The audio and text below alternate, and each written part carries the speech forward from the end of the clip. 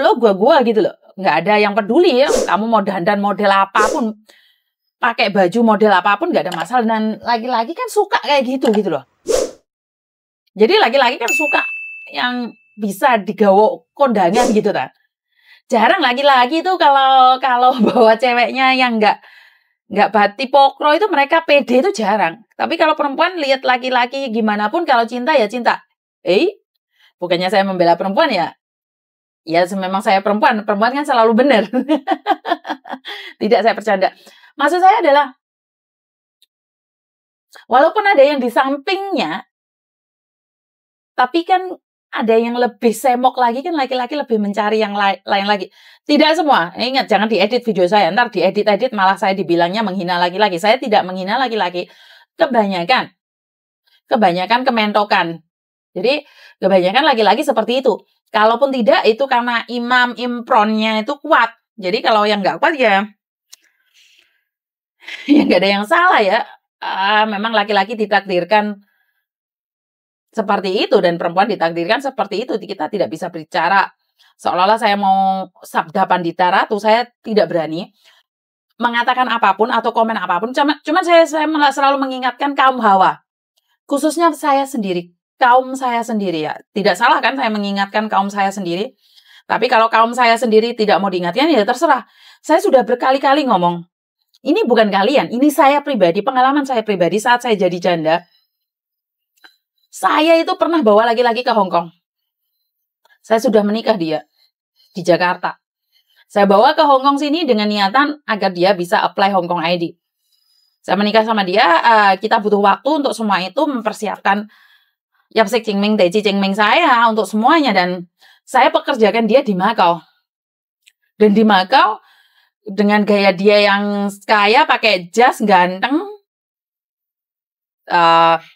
ke gereja rutin, baca Alkitab juga rutin, tapi pada kenyataannya statusnya rohani, tapi kelakuannya roh halus. Ini yang terjadi pada saya. Saya pribadi mengingatkan diri saya sendiri. Saya pernah mengalami itu. Saya pernah dimakan garangan, digigit garangan. Dan yang paling menyakitkan adalah saya difitnah. Saya yang selingkuh. Terima kasih tidak ada, malah sayanya yang disakitin. Jadi kalau masalah garangan itu saya sangat paham sekali gitu loh. Dan saya tidak menyalahkan garangan itu karena saya sendiri yang memberikan fasilitas. Uang ya dedel duel. Saya yang beliin dia tiket pulang pergi buat keluarganya. Bahkan untuk memberikan fasilitas rumahnya itu saya sanggup memberikan. Wah gayanya ya.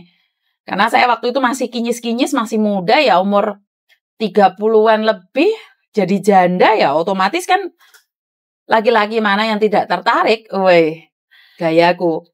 Tapi ternyata dari situ saya ambil pelajaran bahwa dia mencintai saya karena ada apanya.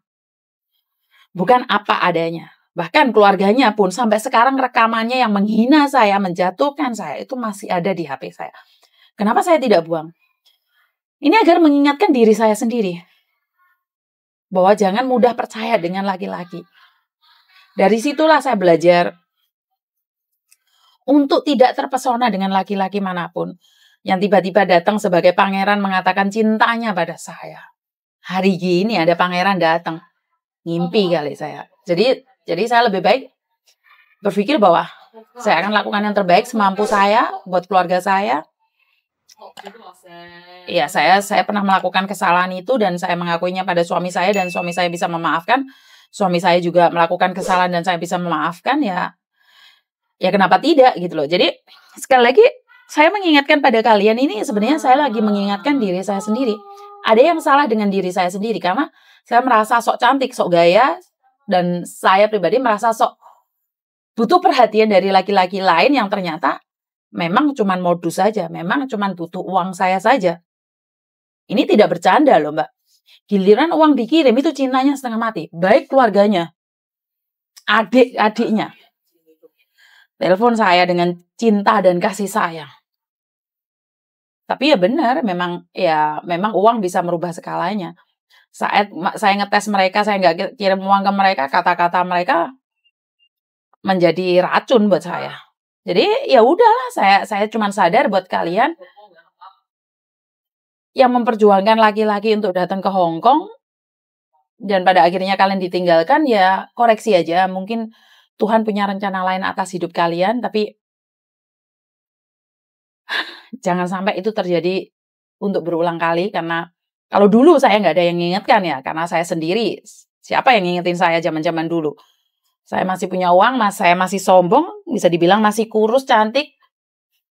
Ya, tidak ada yang bisa mengingatkan saya waktu itu. Jadi, kalau hari ini saya mengingatkan kalian karena saya tidak ingin Anda jatuh di lembah yang sama dengan saya gitu loh.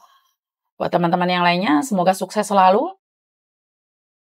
Bawa suami yang baik, yang kuat iman, impronnya. Jangan yang begarangan dibawa ke sini. Karena kunti-kunti yang ada di Hong Kong ini sangat dahsyat sekali, sangat semok-semok sekali, sangat semlohai. Jadi lebih berhati-hati. Ingat, laki-laki itu bukan mencari yang cantik. Sebenarnya laki-laki itu kalau sudah jadi garangan tuh mencari siapa yang mau sama dia. Jadi dia bukan selingkuh lagi, dia cuma main-main saja. Jadi buat kalian semua mbak-mbaknya yang saat ini dipermainkan garangan, lebih hati-hati karena kita cuma jadi sapi perah aja buat mereka. Jadi sapi perah, giliran kita sudah tidak memiliki apa-apa, mereka akan ngetawain kamu dan mereka akan bilang, sia-sia hidup sama kamu, sia-sia menunggu kamu, sia-sia setia sama kamu. Iya, saat kamu tidak memiliki apapun, mereka akan bilang bersamamu ada sia-sia. Itu saya sudah sering terjadi dengan anak-anak saya yang datang ke sini nangis-nangis karena ditipu garangan. Dan yang buat LDRan, sekali lagi tidak semuanya laki-laki itu bangsa dan bajingan, tidak semuanya laki-laki itu mengerikan. Ya terlepas dari kekuatan imannya, laki-laki itu kan banyak yang baik juga. Cuman apa salahnya sih kita berhati-hati, sesama wanita saya cuma bisa mengingatkan aja. Kurang lebihnya saya minta maaf. Kalau ada kata-kata yang salah saya minta maaf, baik buat Anda para laki-laki ataupun Anda para hawa, kaum saya sendiri. Dan jika Anda tersinggung dengan kata-kata saya minta maaf. Karena kadang-kadang saya juga mengungkapkan dari hati saya sendiri, bukan karena ingin dipuja ataupun dipuji, karena saya juga berhak dong curhat. Ya, gimana pun saya adalah seorang tenaga kerja wanita Indonesia. Wah, saya adalah TKW juga, walaupun saya adalah permanent resident Hong Kong, tapi setidaknya saya adalah wanita Indonesia yang berjuang untuk keluarga saya yang ada di Indonesia juga. Jadi saya punya alasan untuk berada di sini dan saya kepinginnya kalian sukses. Jangan pernah sakit hati dengan kata-kata saya, sama-sama mengingatkan. Kurang lebihnya saya minta maaf.